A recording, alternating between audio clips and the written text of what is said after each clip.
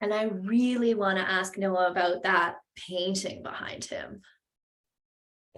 Ooh. Like, it looks like you're wearing that hat. Hold on. How about this? This would be a great question. So, Noah, please introduce yourself, through the lens of that painting behind you. What does that say about you?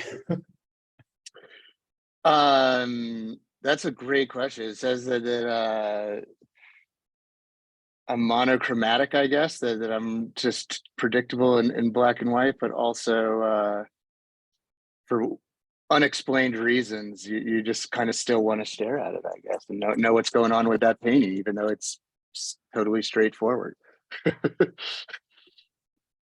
That's a terrible answer, but that's the best I have off the cuff. Yeah, nobody's ever asked me that icebreaker. I like it. It tells me that you are either a cowboy or a bandit of open badges. That's where I was going. Yeah. And also maybe that you'd like to be taller.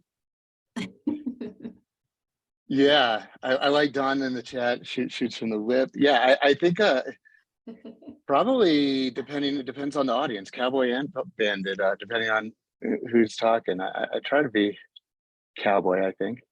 Love it. Okay, let's just get going. Let's pretend that this is like the official beginning.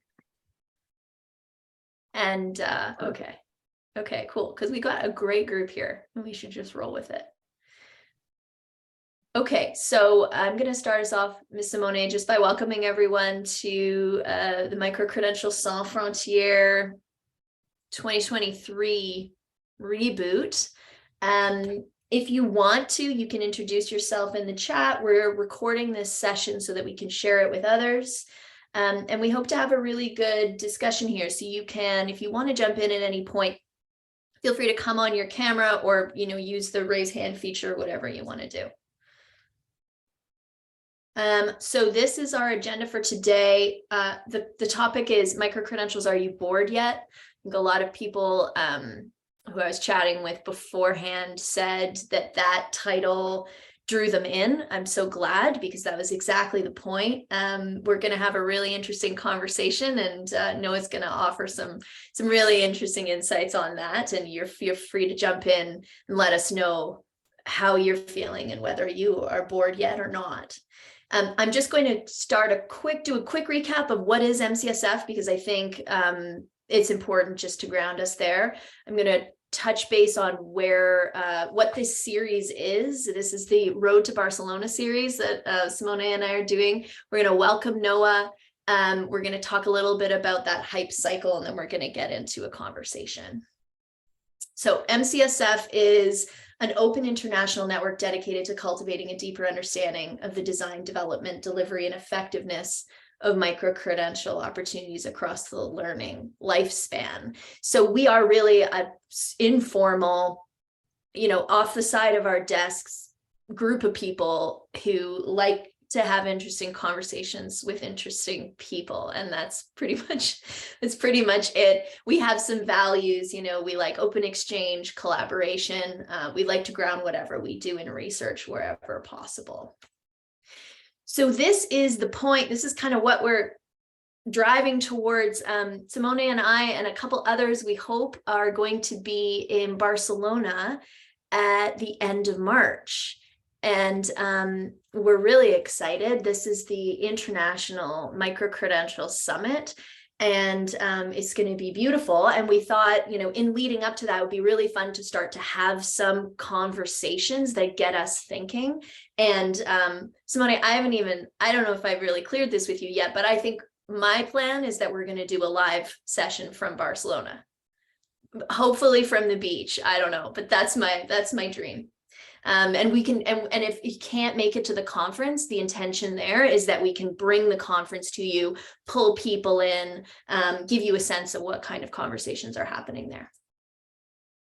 So I want to welcome Noah. Noah is the Microcredentials Program Manager at the University of Colorado Boulder. And Noah, I don't want to introduce you. I'd love it if you would just introduce yourself. Is that okay? Sure. And, I take it most people, if they were able to get here this morning or to this recording, they probably are able to read or use a reader. So I won't bore people with biographies they can find online. I'll just say that I'm a really passionate believer in this stuff. It is, things that can really help us change the world, make it a more equitable place. And, that's one of the reasons myself and just looking at who else has joined us live, a lot of people have been in this space for the better part of, the last decade of our lives. And we're still passionate and we're still true believers. And that's not by accident. Awesome. Okay, I just want to get right into it then, Noah. I'm going to share a picture of the hype cycle. So for anyone who knows, we referenced this in our little intro. And I'm sure a lot of people are familiar with this. This is the Gartner hype cycle. It's the idea that you have a technology trigger, you get super excited about it, all this enthusiasm, you hit the peak of inflated expectations, and then you start to go down into this trough of disillusionment. And when we say bored, we're talking about that downward slope, right? Like, or maybe even up a little bit into the slope of enlightenment and into the plateau of productivity. But we're providing this as a conversation starter here today, just to, have a really honest conversation about where everybody is at. Noah said, a lot of the people on this call have been at this for a while. So we want to check in and see how you're feeling and maybe talk about, being some of the benefits and drawbacks it being at different points along this hype cycle. So why don't we just start off, asking you, Noah, where are you at on this hype cycle, and how are you feeling about micro-credentials? Are you bored, or are you still really keen? I'm definitely still really keen. I think depending on the day, I might be in different places in the hype cycle, to be honest. But one of the things that when you shared that graphic with me last week that crossed my mind, looking at enlightenment, is a new word I want to make up of delightenment. And I think that might kind of help make that moving target piece for me of where I am on that hype cycle, because there's certain just moments where it's not just enlightenment but delight as well, right? And so I think that to the boring piece, I'd love it if we dig into that a little bit later, but part of me thinks that in some aspects boring is probably good, that depending on where people's touch points are with this, it might be for things that are kind of more window dressing than core stuff, and if all of a sudden they're bored, it's maybe because they're diving more into the core stuff than the window dressing. So I think that might actually be a good thing. I don't know if that's a good place to just kind of pause for some conversation.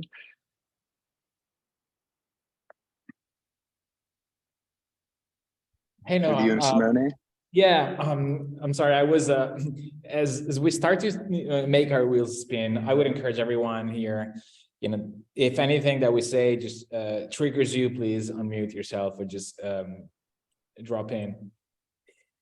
There is, no, I was thinking, with the hype cycle, there is also another graph that comes into mind. I mean, I'll post it, but it's called the Dunning-Kruger effect. Effectively, it says that, initially when there's a new technology, people tend to feel like they're all super expert on the emerging technologies, and then but they have really no mastery level. And then as we understand that we don't know, that we know less and less, there's a bit of a different curve that goes on, and we only become experts, way further down the road. So there is maybe a journey toward. I mean, in part of this journey, getting bored may actually mean progress, toward maturity. As you were hinting at. What are the things that are starting to make us, bored of, or make you bored of micro-credentials? Is there any specific? Well, the last part of that is tough, because I think I'm like just genealogically incapable of boredom, to be honest. I'm in some ways the worst person to ask, but like to the first part that you were going, I'm sorry, I'm like looking at Google images of the Dunning-Kruger effect, and I feel like one of the things that's just special about this space, and just looking at just some of the names of who's here today, is this space and movement and community has really been magnetic for people who are inquisitive and who are humble and who aren't afraid to, ask, what if we're wrong, and to be wrong. And so I think that is one aspect of, like just when you were opening this up, describing, the organization, it's about the openness, collaboration, exchange. And I think just the people in this community really represent that so well. That's kind of driven, where we are on these arcs, right? That we weren't so hubristic, 8, 9, 10 years ago to think that we had all the answers and knew exactly, in 2023 what it would look like, when we were in 2013. And I think that's, really helpful. And maybe that's part of why we don't get bored, is we've all along had a real enthusiasm and kind of anticipation of, we think we know where some things are going to go. There's going to be other things that are going to come along, and we're really excited to see that when it does, right? And I just one more point about that is, I think the diversity of just the disciplines that are represented in this space, right? I'm just looking at who's here. We have, people who are, just some of the leading experts in the world in discrete areas. We have people who are, thinking of this in, from research angles. I see Dr. Hickey's here, and, from development places and organizational and systems thinking. And there's just such diversity of discipline for who's here. And, I think that when people are coming from these diverse places, is being driven by just a true, genuine passion for a belief that this stuff is going to change the world. I think that makes it really tough to get bored in, the meaningful ways.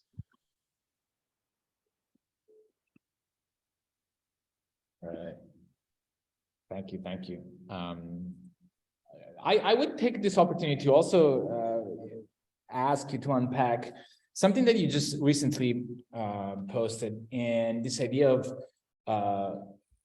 credentially. What is that you mean when you say that? And if you could expand a bit on your reflection on your latest post.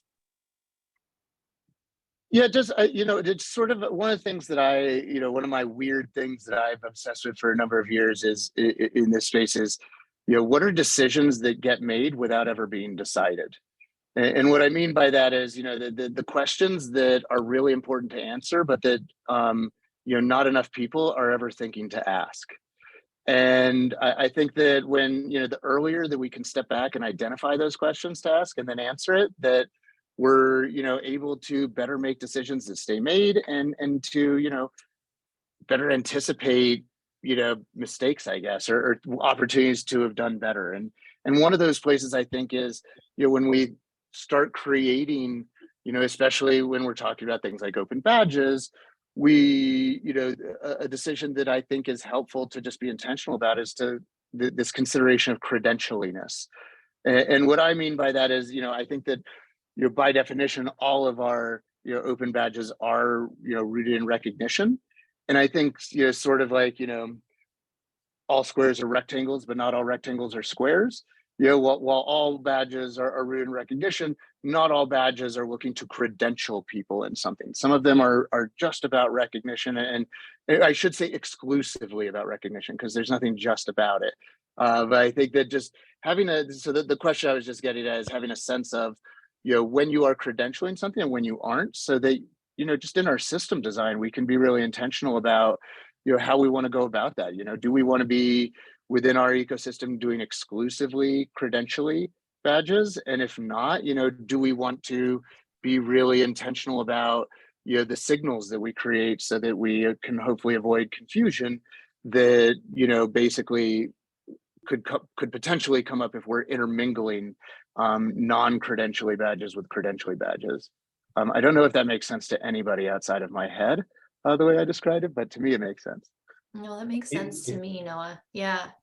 And I think in the hype cycle, sometimes, when you're coming up the beginning of I can't even remember what it's called now, the excitement, there's a tendency to say this is a silver bullet, you know, and we should all be wary of silver bullets. Like, they don't exist, right? And so I think that you know, you can start to apply the concept across the board to everything you're doing, everything, and never stop to ask, is this appropriate? Could this actually cause harm? Do we need to be pulling back on this in some areas? And I think from a higher education perspective, that's where I think the conversation is at, because there was so much in Canada, at least so much kind of emphasis on that, and not a lot of people asking, is this the right tool for the problem that we're trying to solve in this case, or do we need to have a wider variety of options available to us? So that's kind of where, when you start talking in that direction, that's what I reflect on as being.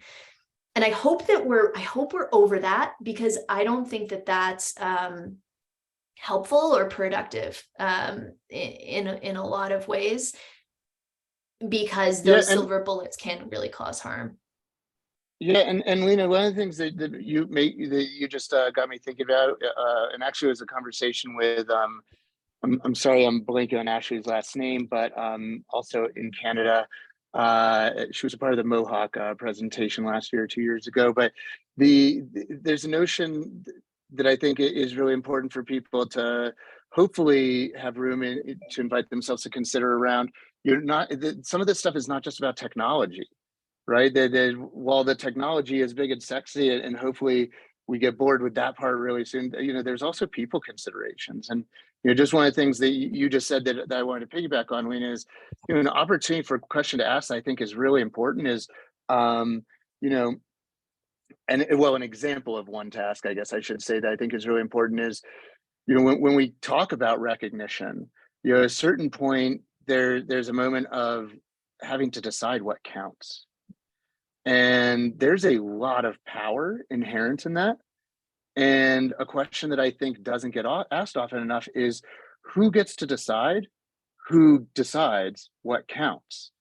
And, you know, when we, you know, it's very common in this space for us to be talking about, you know, how we're going to change the world, you know, and that we're really trying to center people who, you know, in cultures who have not historically been centered, right? And that we're trying to do a better job for all people, especially historically marginalized people. And, you know, at the same time, you know, a lot of us probably are finding ourselves in rooms where people are rushing to, you know, make really important decisions. And, you know, nobody's looking around the room or the Zoom room and saying, man, you know, are we about to rush into standardization without representation? You know, are the people, you know, for whom we most want to do this actually about to have it done to them, not with and for them, because they aren't represented? And so I think that, you know, that's just one example of one of those important questions that, you know, get answered without ever having been asked, unless somebody's, you know, slowing down and saying, hey, do we have it right here just with who's at the design table?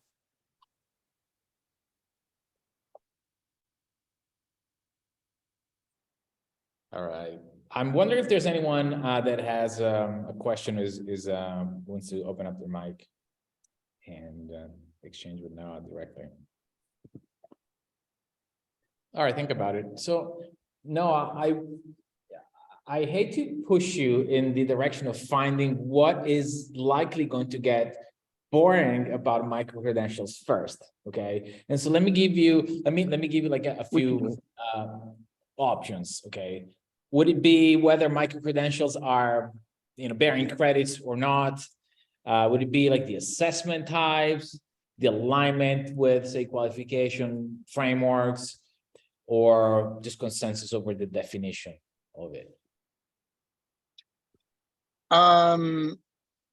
Yeah, I guess that last part, I guess, is a place to be. And maybe for me, it's just because that's not where my where my enthusiasm and inquiry goes. And so maybe that's a place I'd love to be bored with. It is kind of shared meaning making and just definitions, right? That, you know, it is quickly as this is evolving, right? And to where, you know, the report last week is talking about, you know, literally approaching 100 million, you know, open badges in the, world at this point. And yet, you could get 10 people in the room who, have a combined century of experience, and you're not necessarily going to have a single cohesive definition of what some of the key words in this space mean. And so, that's a place that I think could definitely very quickly get us to a place of people getting bored with why are we still having this conversation? Can we just decide what some of this stuff means? I think that a place that I'm definitely bored with, but that I'm, hearing way less than I used to, is, the misconception of, isn't that stuff just, a sexier, shiny digital version of gold stickers and participation trophies? Those of us who've been in this space have probably, stood there and had somebody very well respected, who's widely considered an expert in X, Y, or Z, who has looked us in the eye and told us that we're wasting our time, right? And that this stuff is just digital gold stars, and so that's a place that I guess I'll admit to have long being bored with, and looking forward to the day when we don't have to have those conversations anymore. I'm still not bored with people who whose first reaction is to tell me that they don't need any stinking badges for whatever reason. I'm endlessly amused by that. The same way that I'll never get tired of people asking me where my arc is, I guess.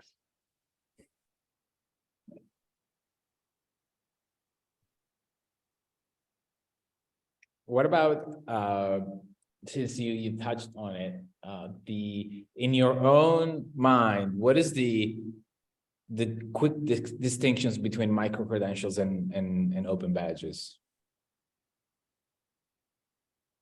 And so I guess personally, I'm relatively agnostic on where stuff goes with that. I'd say professionally, I work for the University of Colorado Boulder, and we decided it was important to come up with definitions for that and to be clear about it. And so we view micro-credentials as a programmatic word. So units on campus propose a micro-credential, it gets approved, learners, declare for or enroll in or apply to a micro-credential program. And we use digital badges as the artifacts to, give the recognition of somebody successfully meeting the earning criteria of a micro-credential. And so, the analogy that my boss uses is that, as diplomas are to degrees, badges are to micro-credentials. And so, for our purposes, that really works well. And, it would be really convenient for us if the 7 billion, 8 billion people got on board with us on that. But as far as where things go, the way we've done it might not be the way that wins out. But that for me right now is, for my day-to-day, that's how I think about it. Thank you. I like that streetwise definition. I think I read it in the ACRO's report. A badge is still micro-credentials, what a diploma is to a degree. That may be one, lens through which people can look at it. Yeah, and I guess one piggyback thing that I would throw out there is, open badges is Kleenex, right? Like, it's not facial tissue. It is a thing, right? That we could have a world where, in a year or in 10 years, a new technological standard comes around and gets adopted, and badges maybe go away entirely. Like that, I'm not so, it would be weird and probably cause a lot of headache for a lot of us, but I wouldn't necessarily be completely shocked if in 10 years we're using something that's not called badges. I do think that, with our framework, micro-credentials would continue to endure. And so I just wanted to clarify that, please.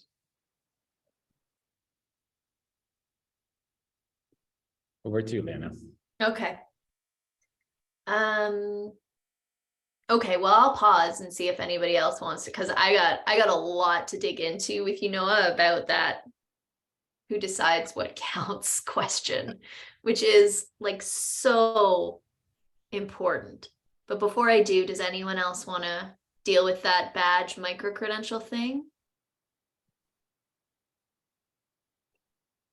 I didn't, but I had another question. No, Go ahead, Tim. Hey, you okay? Ahead. Yeah, I was just thinking about one of my sort of concerns about badging is that people might actually become double disadvantaged by them. So if they, what I mean by that is if they start to get used as part of the recruitment process, and we're really pushing hard for that in the UK, so we're working with lots of employers to get them to pledge them as part of the recruitment process. But you know what, there's a lot of missing data, isn't there? So if someone comes to that recruitment process and they don't have the badge or the micro-credential or whatever we call it, then you know we've got to figure out a way to meet that data gap, you know, whether it's through recognition of prior learning or so I don't know, it would just be interesting, Noah, to hear what you thought of that and whether you're having similar thoughts. I think that I love that phrase, digitally or doubly disadvantaged. And you know, going back to that notion of there's just a lot of really great humans playing in this space and leading in this space. You know, I think one of the buzzwords that a lot of us paying attention are starting to, you know, kind of notice proliferating is this notion of transparent credentials and credential transparency. And I think that really speaks to the data piece. And, you know, part of that is for those of us on the education side, but I think also a part of it is, you know, on the industry side. You know, I think that's a big reason why this stuff it didn't, you know, already become a flavor of the week, and why it's moving, you know, pretty quickly towards ubiquity is, you know, on the employer side, you know, they thin slice to this in 2 seconds. When you talk to a recruiter or somebody in HR, that, you know, they're like, wait, is this stuff real? How soon is this going to be online? That would solve really expensive problems for us with, you know, better, you know, to your word, you know, Tim, recruitment, you know, and to retainment and to better heat mapping talent internally. And so, you know, I think that, you know, really better and more rich metadata in our credential is going to be really helpful. And I also think that there's lots of, you know, people and organizations, probably there's some on this call, like there was an announcement a couple of weeks ago, the T3 Innovation Network in the US, along with Colin Reynolds and Education Design Lab, you know, where they're looking at mapping skills for the exact type of people who you're talking about. For, you know, to literally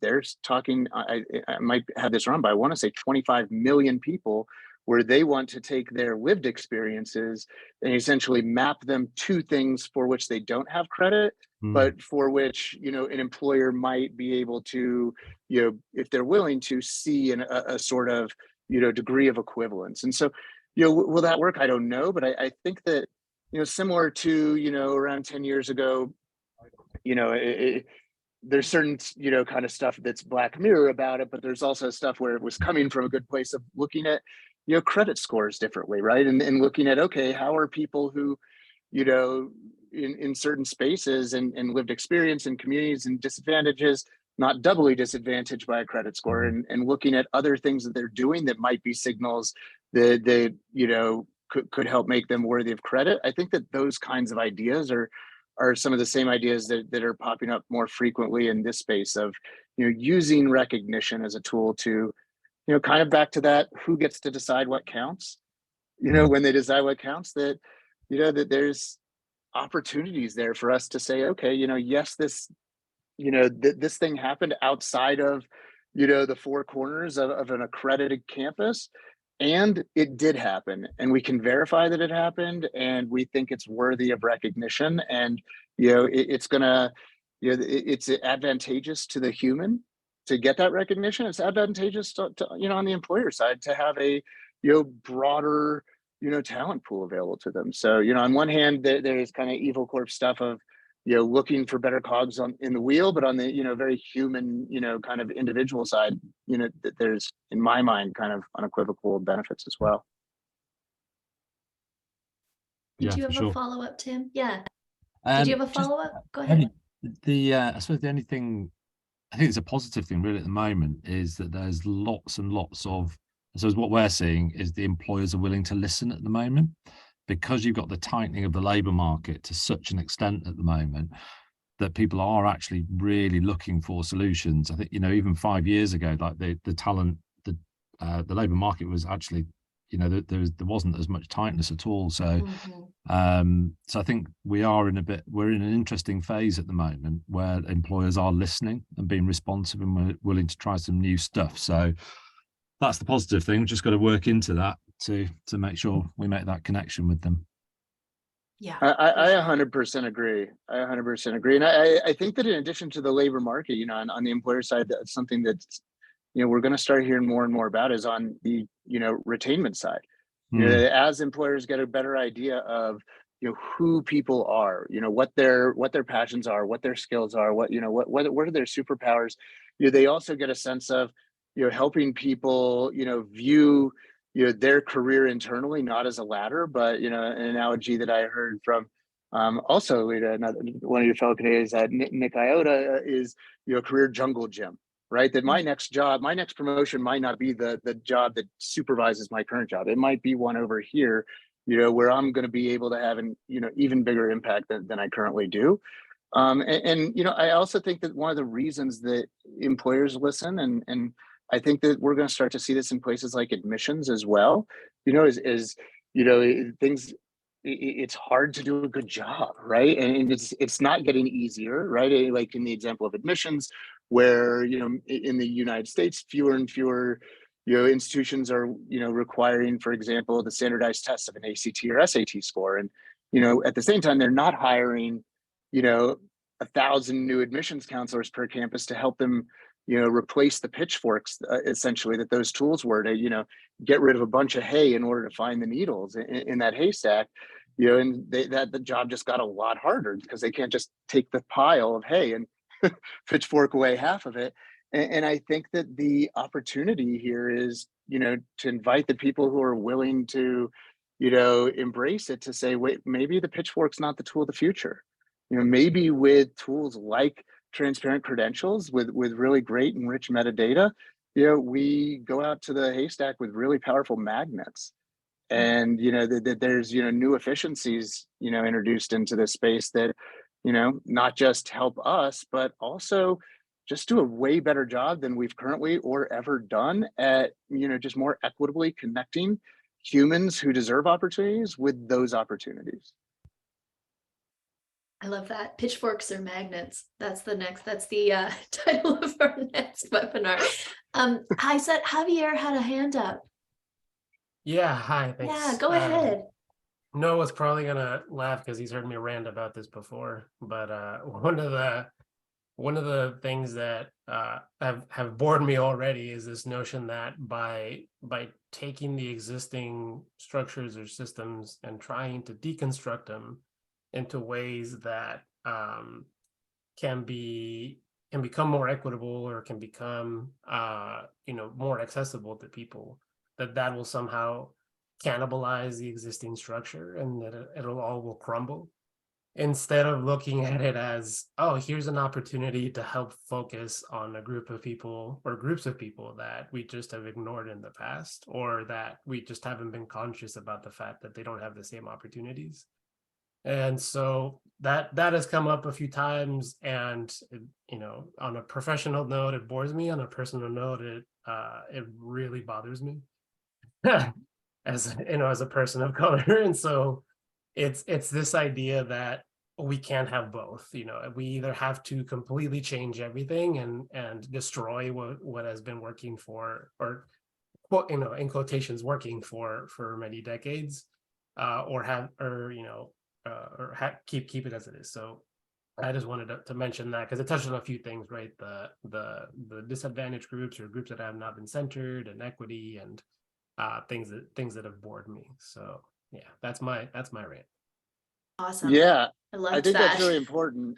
And I don't, you know, I think there's people who, you know, have advanced degrees specific to the, you know, that's, you know, kind of change management. And, you know, I'm definitely no expert in it. I do think that, you know, a useful kind of lever to pull in our, you know, design discussions is, you know, to just transparently ask, you know, who, you know, is at the table and what are their incentive structures, and, you know, to just critically examine those and be willing to look in the mirror and say, you know, what is my motivation in taking the stance I'm taking? And, you know, while it makes a lot of sense to me, is it justifiable? Like, if I had to look a Javier in the eyes, you know, how am I going to make, you know, is he going to walk away one more, exhausted and frustrated again, with what we're doing here? Or, do I all of a sudden realize, oh, wow, I've never thought about this as being a problem, but my incentive structure is kind of messed up. And so, I think there's, actual experts who we can and should be, trying to bring into the conversations for that stuff to make sure that we, do a better job than we ever have done. But my one small piece is to be really critical in examining our incentive structures. Yeah, and that, I don't know, Javier, if this helps at all, because I'm totally with you in that I'm so sick of having those conversations.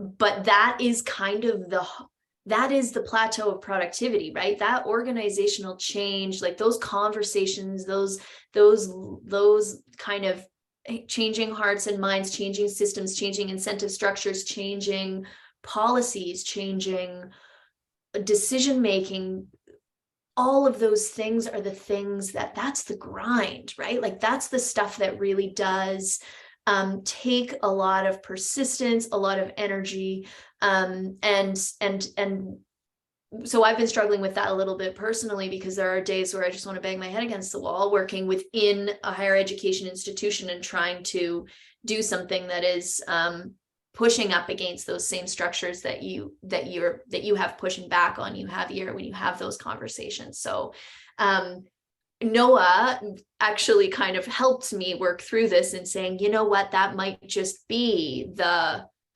productive zone where we really are starting to make change. So I don't know if that helps. It helped me for about 10 minutes, and maybe I'll draw on that next time I'm feeling really cranky. Dawn, over to you. Yeah, I thought I'd pick up on some comments I've been making. My understanding is that this Barcelona event is about how the sort of microball ECTS thing is going to be operationalized.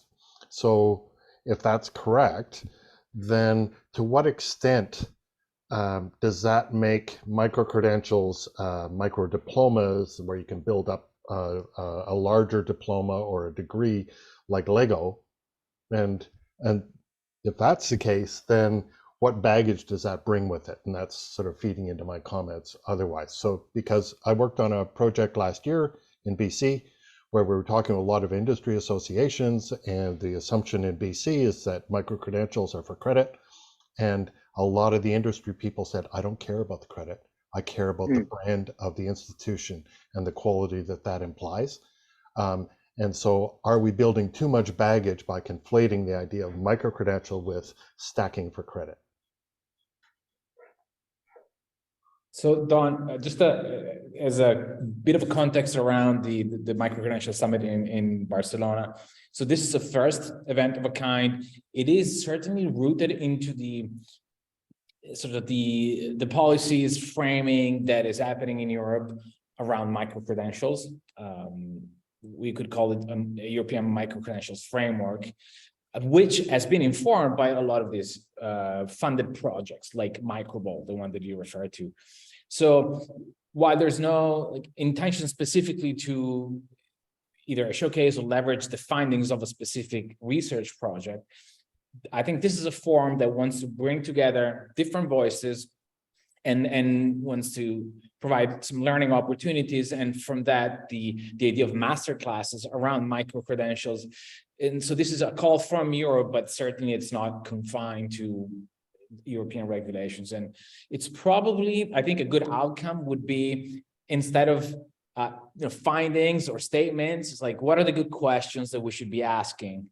Much like, it feels like the emergent technologies are going in the direction of asking better questions, i.e. prompt engineering.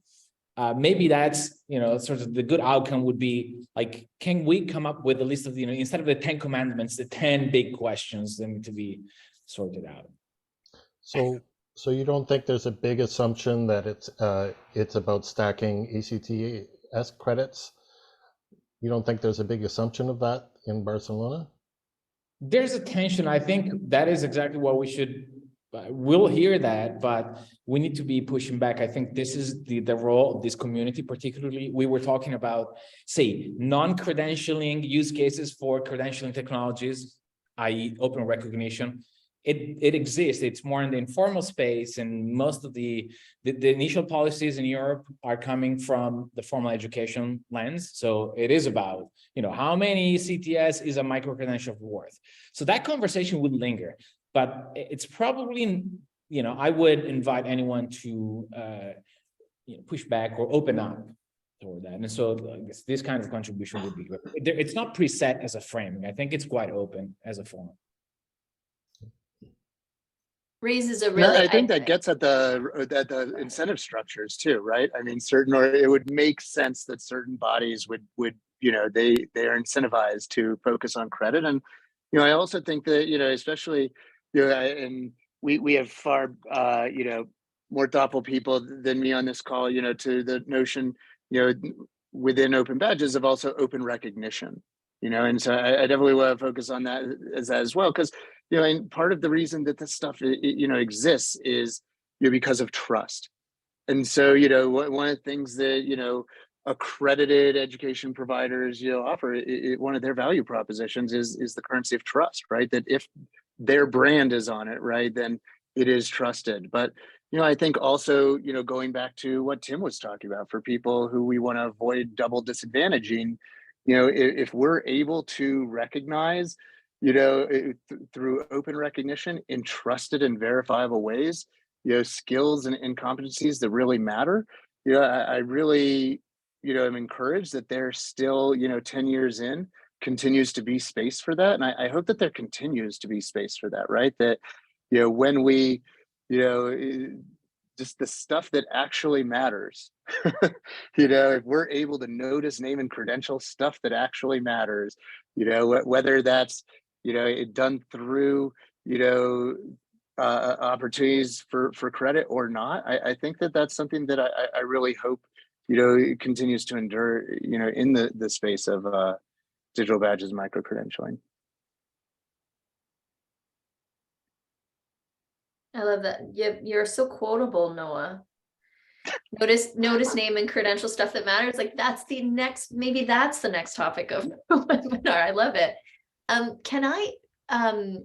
Justin, I just really am super interested in what you put in the chat. Do you feel comfortable just elaborating on that a little bit? You said you're super bored with these conversations about micro-credentials equals miniaturized online competency-based courses.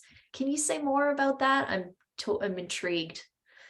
Yeah, sure. Hi, everyone. So I've been designing micro-credentials since 2016, and almost the entire time that I've been doing it, it's been spent developing them, thinking of them as sort of like these, online miniature competency-based courses. And one of the things about micro-credentials and just open badges that attracts me is the idea that you can use them to recognize and structure learning in environments where it's, conventional learning. It's hard to do that kind of learning like in informal environments, right? Like in the co-curriculum. Really, we can apply micro-credentials to any sort of learning, in my way of thinking, any sort of learning where we can apply a claim. And that is the scope of that is so much broader than just online competency-based kind of these miniaturized courses. So that's all I meant by that comment. Maybe more of just a lament that, professional lament that's kind of what I've been, having to work on. But I think it does speak to the idea that in higher education, higher ed, we're talking about huge institutions. They are big ships that take a long time to turn. And those institutions, they want to understand new things in terms of things that they're already familiar with, right? And so micro-credentials is a new concept. Well, how can we understand this new concept? Oh, it's sort of like a miniature course, or we can offer like a little, recognition at the end of it. And that's all. It's true. I am bored with that. I'm looking forward to when we can think a little bit more creatively about how we use micro-credentials in higher ed. Yeah, I love the way you put that, Justin, as I love the way you put everything. If anybody doesn't know Justin and get to hear him or read his writing, he's just one of the most thoughtful people. Yeah, and that we are so prone to contextualize and situating things, through the lens of what we already know.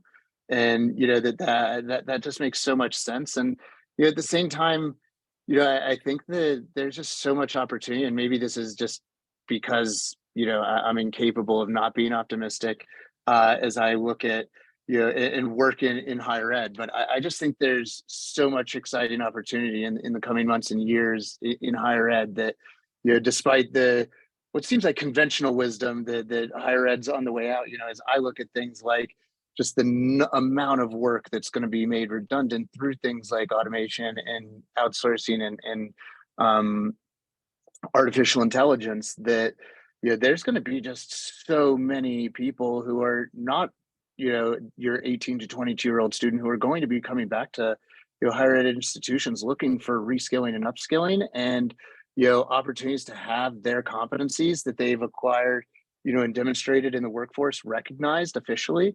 And I think that that's where we're really lucky that we have traditional organizations that are willing to look at things critically and not just through the lens of the way things have always been, but through the lens of the way things really need to be, right? Like if you look at who's on this call, there's folks from ACRO here, for example, and that really thinking about, okay, like what is the future of making sure that as these trust institutions, when we're producing academic records, whether they're inclusive of credit or also inclusive of things that weren't for credit, how are we making sure that we're still putting out academic records for our learners that are trusted, and that we are faithful to everybody who's come to us before now and everybody who comes after, that employers, that there's a value, right, to that trust, that you don't have to second guess, like, did that person really deserve that? You can take our word for it. And so I think that there's just tons of opportunity there, and hopefully, Justin, that a lot of more people start to, get bored like you with looking at things exclusively through the lens of just the way we've always done them.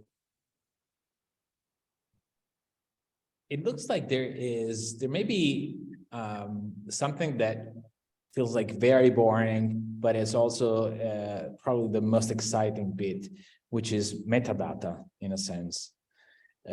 It's kind of technical, but as we want to really understand the learning, maybe this is also where the conversation, I feel it's shifting down necessarily, from the more, outer layer of verifiability and security into, do we really know what, the content inside means? And a couple of points on metadata. One is there's an increasing amount of guidance around, what should a micro-credential look like? So indication of what are the data elements that should, be used to publish and credential a learning experience, a micro-credential experience. And the other is probably more around just making sense of it. Or could we go from unstructured data, learning experience that have already happened? So maybe it's recognition of prior learning, giving more structure and credential what, has already occurred. And this is something that, for example, the Teacher Innovation Network Experience U project is trying to do. So could open badges be used, as a token, as a recognition token for learning that has already occurred? And if that doesn't happen, then we're wasting our time. I think we all probably, right? I think that we, in some ways, we take for granted that's what needs to happen. I think that for the people who are unsure about that, I'd invite them to double check if they're are up to speed on what Simone is referencing with the metadata. I think that once you start to look at that, that, for me at least, it just becomes so clear that the badge, the verifiable credential, whatever we're calling the container, it is just the kind of shiny part that loops you in, but the metadata is where the real meaningful stuff is happening. It's just just so important, so valuable. And I think that one of the things that's I guess the one thing I'll use, that I didn't go there, but maybe I should, when you at the beginning asked about, the trough of disillusionment, for example. I think one place, that some of us might be in for that is, because of a lag on the consuming end, meaning, like, for example, human resources software, not intaking, digital badges and verifiable credentials, in at least machine readable ways, results in, our stakeholders not necessarily seeing, an immediacy to going ahead and providing us with the metadata we need to populate their credentials. And so, I think that, because of that kind of chicken and egg conundrum, there's a bit of a lag there. But I also think that, we're going to, not in a not too distant future, get to a place where it's way more readily apparent that anybody who's not going ahead and doing that work on the front end with metadata is probably putting their learners at a competitive disadvantage against every other institution that is doing that. Yeah, thank you, Noah. And by the way, I've been trying to collect some of this guidance from different regions in the world around metadata for micro-credentials. I'll post a link in the chat. You could go and add to this document, or just use it for any purpose. Yeah, and I guess one other quick thing, just because I came on my news feed this morning, I didn't read the article yet, but just the headline, just going to your piece about unstructured data, was, that there was already an article out saying that people who used artificial intelligence to make their resume for them, have a better chance of getting hired by people who did their own resume. And, I don't know if it's a good study or not, but I mean, it just is indicative of, literally, we can, with free tools at home, feed in unstructured data of our cover letters, our descriptions about ourselves, and AI, creating structured data, if you will, of, stuff that, gives us, a competitive advantage. So I think that, again, it's going to become increasingly, readily apparent to people who are paying attention that the metadata stuff matters. Tim, you go ahead. And that'll be maybe our last question, because we only have 5 minutes left. Can you believe that? I can't. Tim, over to you. Yeah, sure. I was going to say, actually, this sort of the data piece and connecting labor market data into badges and into pathways that potentially lead to work, that feels like the really non-boring bit over the last year or two.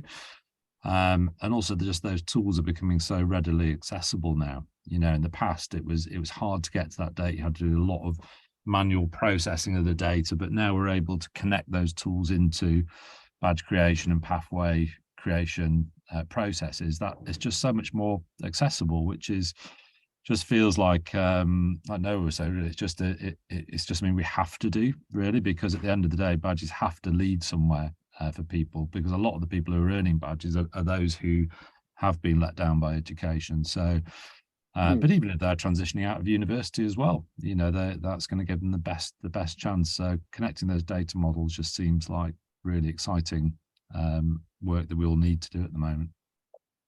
I'm agreeing with you, Tim, and I also it's also one of the things I'm most afraid of right now.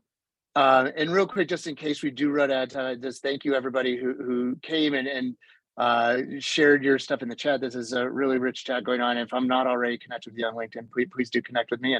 And for anybody who has awesome ideas to share, please do submit for the call for proposals for the Badge Summit coming up in July. But going to Tim's point, one of the things that's coming up in quality discussions in the United States, at least, because that's the place where I'm most familiar, is tying in these kind of labor market insights and actually mapping earning outcome to these recognitions of learning and competencies is increasingly being advanced as a marker of quality.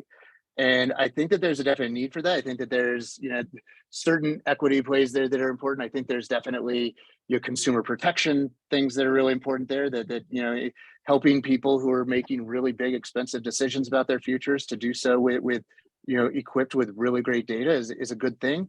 And going back to that, that really important decision of deciding what counts and who gets to decide what counts and who gets to decide what counts, is that there's a lot of opportunity there that unfortunately is a very slippery slope that we go slipping down all day long, of essentially just colonization, right? And you know, that there's a real risk factor, I think, if we're not careful of, you know, saying that what should otherwise be perceived as a high quality credential gets bucketed as a low quality credential because the earning outcome for someone, you know, on, you know, indigenous people's reservation in a remote area in midwifery, for example, is a really valuable credential that changes lives all around them and helps people have home births in their community and really has this huge impact and results in no, you know, increase in their earning potential.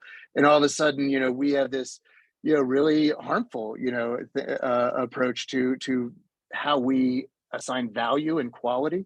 You know, early childhood education might be another example, you know, an area of, you know, where these credentials can help treat professionals as professionals. It can help professionalize people who are who are professionals but are not typically treated as such. And yet, you know, in a lot of places, it's probably not going to result in any near-term, you know, increase in pay. And so, you know, I just really worry. I'm just hugely afraid of you know, things like that being bucketed as low quality because we have this rigid notion of what high quality is, you know, aside to your value that is rooted really just in economic outcomes and not personal, cultural, you know, kind of outcomes. Yeah, good, really good food for thought. No, thank you. Thank you, Noah. Yeah, the quality conversation scares me too. Yeah. Okay, I think that we should end it there. I think this has been just a really fascinating conversation. Noah, you are a source of great insights and getting all of us, I think, thinking. The chat has been really active. It's been lovely to see everybody contributing, and I'm just really appreciative of this group, of this community, of, you know, everybody's willingness to jump on and say hi and engage with us in this conversation. So we'll be back, right, Simone? We'll be back. Yep, the journey to Barcelona has another milestone. So we'll host another one of these chats with Jake Hirsch-Allen, from a friend from LinkedIn, one that has been exploring the edges, you know, of, you know, where do sort of education and work meet. Certainly an insider in LinkedIn, someone that has been trying to open up doors. So that would be a great conversation. Well, thank you so much for inviting me. A huge honor to be in this group and you know, just looking at who showed up in the chat here, just a lot of imposter syndrome that I'm on this side of it, not just in the chat. So just thank you so much. I really appreciated spending this time with you too. Thank you. I'm thinking of, sorry, just a funny joke, like meme, thinking about what was happening in the chat. We were talking about, you know, the JPEGs, funny images. You know how there's this big club called the Bored Apes clubs in the crypto space on NFTs project. You know, might we be the Bored Creds club? I mean, something like that. You know, it's going to be hard to get bored on this stuff, but we're going to try hard.